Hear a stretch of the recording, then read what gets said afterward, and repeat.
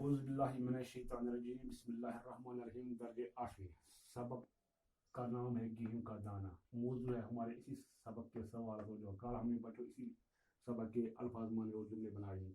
آج اسی سبق کے ہم سوالات جواب کریں گے. پہلا سوال ہوا یہ کیسے پتہ چلا کہ وہ انڈا نہیں ہے گیہوں کا دانہ تھا. یعنی یہ کیسے پتہ چلا ہے کہ جو دراڑ سے وہ ایک چیز نکالا وہ انڈا نہیں وہ گیہوں کا دانہ تھا. جب بادشاہ نے گیہوں کا دانہ ایک کھڑکی پر رکھا, جب ایک مسافر نے وہ دانہ مول لیا بچوں سے تو اس نے وہ بادشاہ کے حوالے کیا. تو بادشاہ نے وہ گیہوں کا دانہ ایک کھڑکی پر رکھا تو ایک چیل آئی, اس نے اس میں چھید کر دیا. یعنی ایک چیل آئی اس نے اس میں چھید کر دیا تو معلوم ہوا کہ وہ سچ میں گیہوں کا دانہ تھا.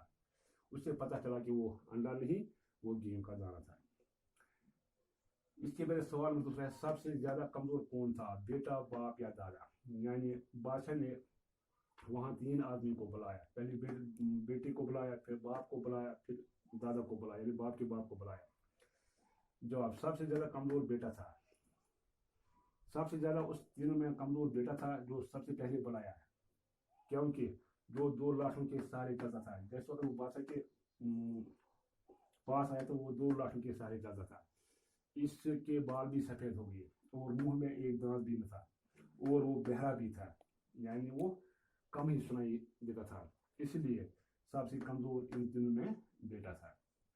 تیسرا سوال ہے ہمارا بڑے دادا نے اس دانے کو کیوں کر پہچان لیا. یعنی جو ان کا دادا تھا, پہلے بیٹا, اس کے بعد باپ, پھر باپ کے باپ کا باپ دادا, یعنی بڑے دادا نے اس دانے کو اس لیے پہچانا, یعنی ان کا جو دادا تھا اس نے اس لیے اس دانے کو پہچانا, اس گندم کے گیہوں کے دانے کو اس لیے پہچانا کہ اس کے زمانے میں ایسے ہی گیہوں ہوتے تھے. یعنی جب وہ بڑا تھا تو اس کے زمانے میں ایسے ہی گیہوں تھے تو اس نے اپنے ہاتھوں سے خود وہ بویا ہے. اور جو لوگ وہ بوتے بھی ہیں, یعنی اس نے بھی بویا اور اس زمانے کے لوگ بھی وہ گیہوں کا دانہ بوتے تھے اور اس کی روٹی بھی کھاتے تھے اور وہ خود کما کر اس کی روٹی بھی کھاتے تھے. یہ ہے اس لیسن کے سوال جواب. انشاءاللہ اگر زندگی ہو تو صبح اس سے آگے ہم اور سوال کریں گے. باقی وسلم ٹیچر غلام